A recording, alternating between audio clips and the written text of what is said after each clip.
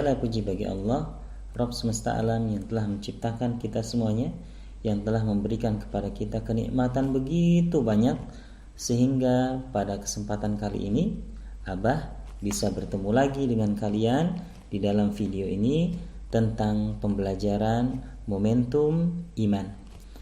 Teman-teman semuanya, anak-anak Abah yang dirahmati oleh Allah Subhanahu wa taala, sebelum kita mulai, Abah mau bertanya, bagaimana kabarnya semuanya? Kaifa halukum? Masya Allah. Alhamdulillah, kalau teman-teman sehat, Abah juga alhamdulillah sehat ya. Semoga Abah doakan teman-teman semuanya beserta Umi Abi, keluarganya semuanya jadi sehat semuanya. Yang sakit Allah sembuhkan ya. Dan semoga semuanya dalam penjagaan Allah Subhanahu wa taala. Dan Abah mau tanya, tidak bosan-bosan Abah mengingatkan dan bertanya, bagaimana teman-teman adabnya di rumah? Ayo, ingat hadis Nabi yang sudah kalian hafal, ya. Apa? Ada yang ingat hadis Nabinya?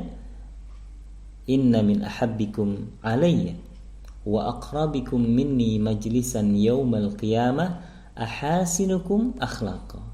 Rasulullah Shallallahu Alaihi Wasallam bersabda, teman-teman, sesungguhnya orang yang paling aku cintai, kata Nabi, dan yang paling duduk dekat denganku nanti pada hari kiamat adalah orang-orang yang paling baik akhlaknya.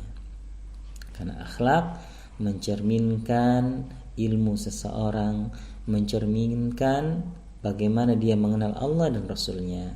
Teman-teman yang dirahmati oleh Allah SWT, anak-anak Abah yang Abah cintai karena Allah, Abah mau tanya lagi sebelum kita mulai pelajaran selanjutnya di momentum iman ini. Abah mau tanya, bagaimana hafalan-hafalannya? Hafalan Qur'annya gimana? Sudah dihafal? Sudah dimurojaah atau belum? Tugas-tugas hafalan dari ustadz dan ustazahnya. Semoga kita Allah berikan keistiqomahan untuk terus bersama Al-Quran sampai Allah mencabut nyawa kita.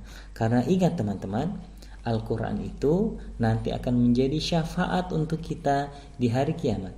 Ya, kata Rasulullah Sallallahu Alaihi Wasallam, Iqra'ul Quran, fa innahu ya'ti yaumal qiyamah syafi'an li ashabihi. Bacalah Al-Quran, karena sesungguhnya Al-Quran akan datang pada hari kiamat sebagai pemberi syafaat bagi orang yang membacanya dan bagi sahabatnya. Teman-teman yang dirahmati oleh Allah Subhanahu wa taala, dan ingat bahwa kalau teman-teman sayang sama Umi dan Abi, ya, maka teman-teman harus menyiapkan hadiah yang paling indah untuk mereka. Hadiah untuk Umi, untuk Abi, ya. Bagaimana caranya, Abah? Ada dalam hadis Rasul Sallallahu Alaihi Wasallam bahwa nanti di hari kiamat akan ada para orang tua yang diberikan mahkota yang indah oleh Allah Subhanahu wa taala. Mahkota itu begitu indah. Mahkota yang terbuat dari cahaya, ya, yang cahayanya itu akan menyinari semua orang yang melihatnya. Ya, teman-teman, tahu kenapa? Nanti Abi Umi akan bertanya kepada Allah, ya Allah, kenapa aku diberikan mahkota yang begitu indah seperti ini? Maka dijawab oleh Allah Subhanahu wa taala bahwa itu disebabkan karena Abi dan Umi memiliki anak-anak yang belajar Al-Quran dan mengamalkannya. Maka Abah mengingatkan, ayo teman-teman semuanya, anak-anak Abah semuanya, yang sayang sama Uminya siapa?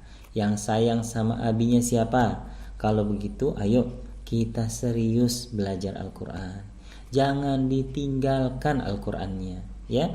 Walaupun kutab sedang libur atau teman-teman belajar di rumah, teman-teman tidak boleh meninggalkan Al-Quran, karena Al-Quran merupakan teman kita nanti sampai hari kiamat, insya Allah. Dan teman-teman bisa memberikan hadiah yang terindah untuk Umi dan Abinya.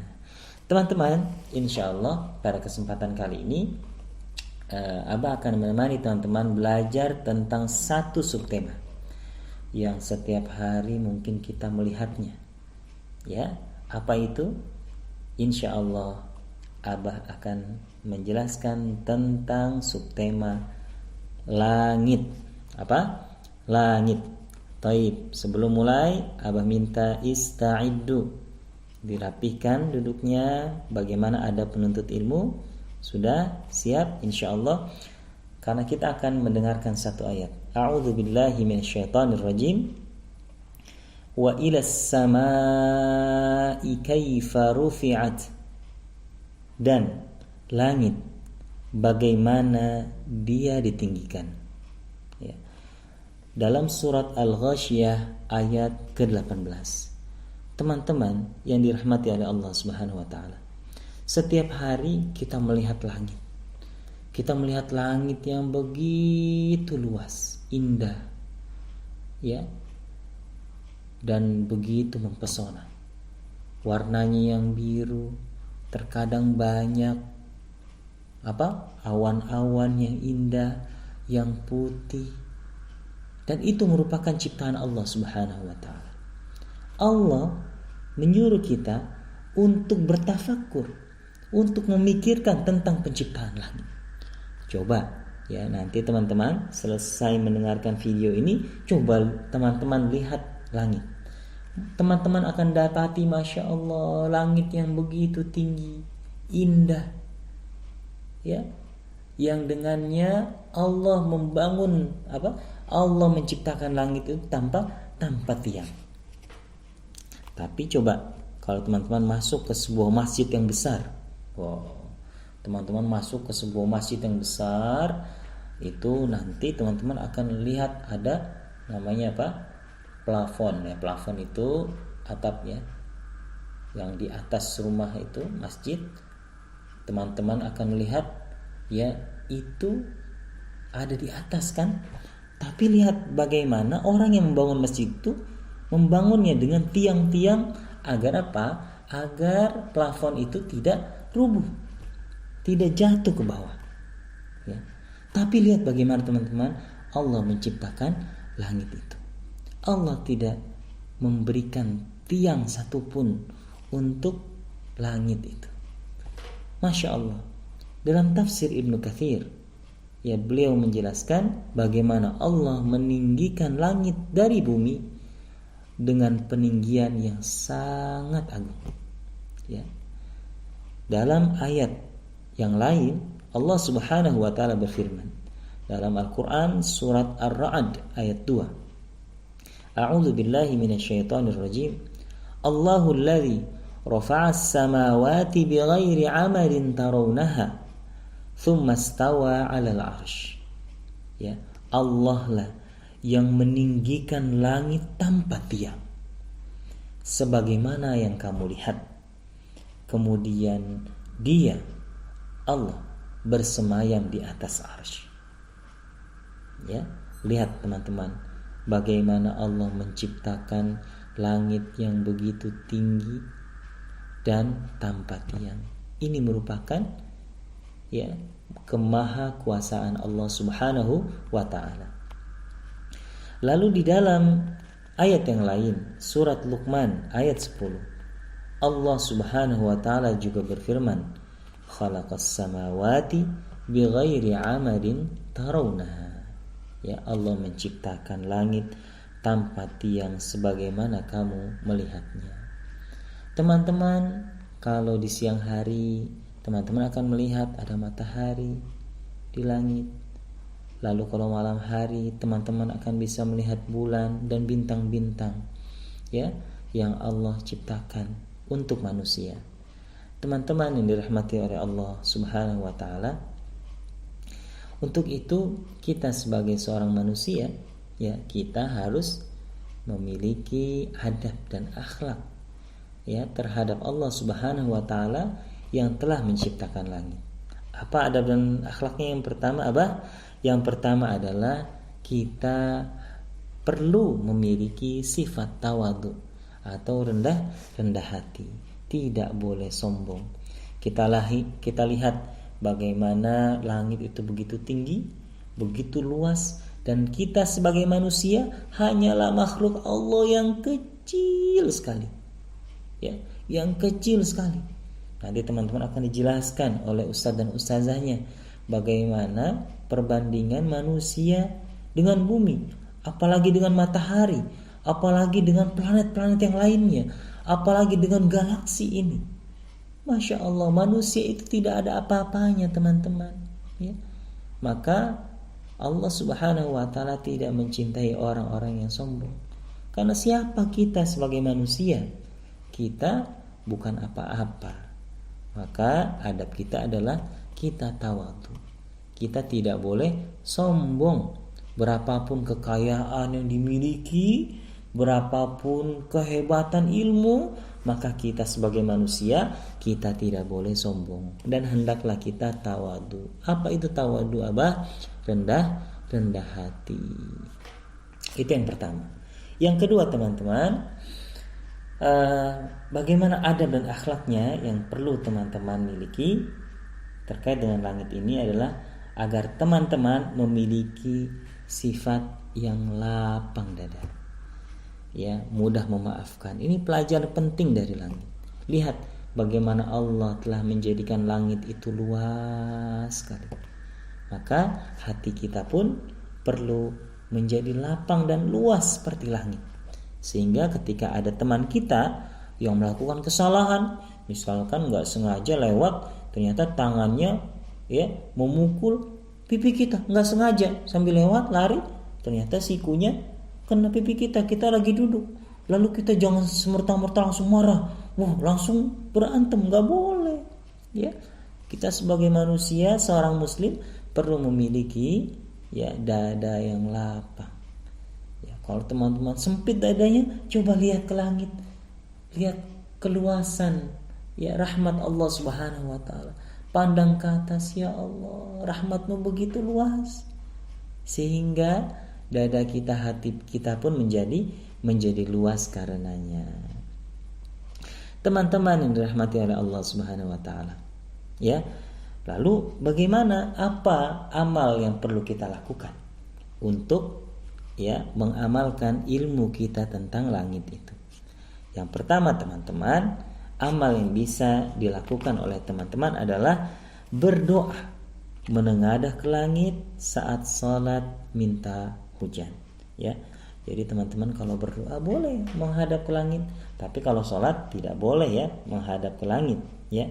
Ini berdoa, dan boleh saat sholat ketika minta hujan, ya. Kalau lagi bukan sholat minta hujan tidak boleh menghadap ke langit. Atau lagi berdoa, ya Allah, teman-teman minta apa? Misalkan minta agar umat Islam di Indonesia diselamatkan dari wabah misalkan yang sekarang sedang melanda negeri kita. Kita berdoa dengan menyatukan kedua tangan kita lalu menghadap ke langit dengan segala kekhusyuan kita kepada Allah Subhanahu wa taala. Kita berdoa kepada Allah, meminta kepada Allah Subhanahu wa ta'ala, ya Allah, selamatkanlah negeri ini. Allahumma dfa'annal bala wal wabah. Ya Allah, ya, jagalah kami dari segala wabah dan bala dan bencana, ya Allah. Ya. Kita minta ke Allah, ya. Kalau yang teman-teman punya halaman rumah, boleh sholat sunnah, setelah itu berdoa, setelah selesai sholat menghadap ke langit di luar, gelar sejadah bersama umi dan abinya, minta sama Allah, ya, agar Allah mengijabah doa kita. Siapa tahu dari lisan teman-teman Allah mengijabah doa agar Indonesia diselamatkan dari wabah. Itu amal pertama yang bisa teman-teman lakukan. Yang kedua teman-teman, yang bisa teman-teman lakukan, ya, amalnya adalah memandang langit, bertafakur kepada Allah Subhanahu wa ta'ala. Coba ya, nanti teman-teman kalau pagi ya setelah sholat subuh misalkan teman-teman coba melihat ke langit, bagaimana Allah menerbitkan matahari.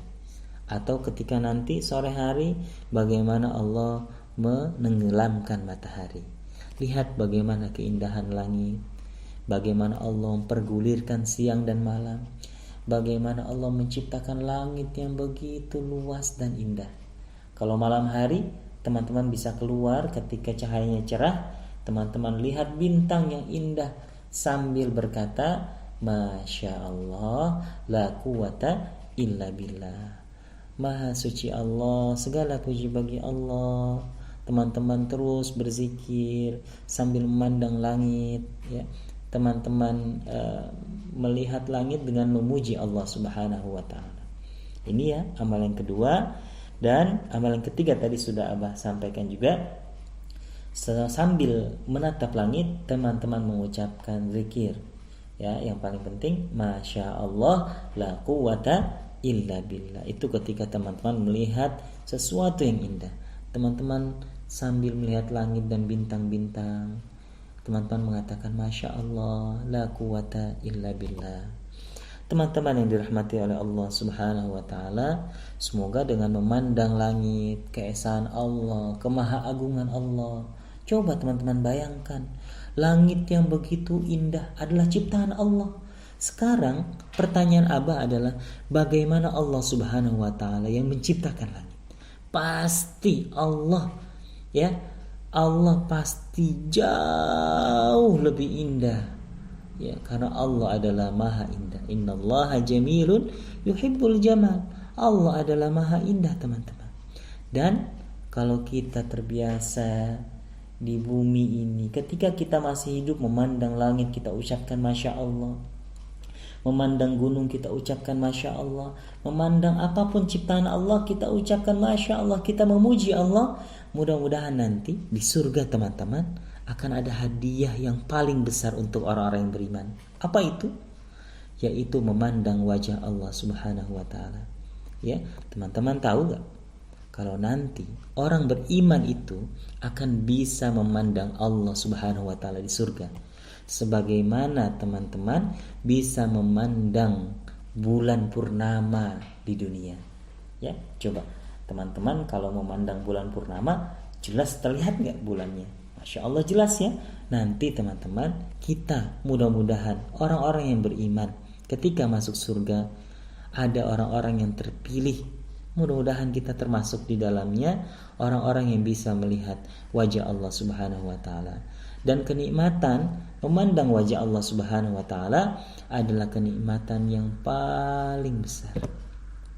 Ya, mudah-mudahan kita bisa melihat wajah Allah Subhanahu wa taala. Teman-teman yang dirahmati oleh Allah Subhanahu wa taala, anak-anak Abah yang Abah cintai, Abah mau cerita tentang satu cerita yang berkaitan dengan langit, ya. Teman-teman tahu kalau di langit itu sekarang suka ada sesuatu yang terbang. Apa itu? Ya, selain burung, ya, selain capung, selain kupu-kupu juga. Apa yang dibuat sama manusia? Pesawat terbang. Nah, pesawat terbang, Masya Allah, ya. Siapa yang pernah naik pesawat terbang?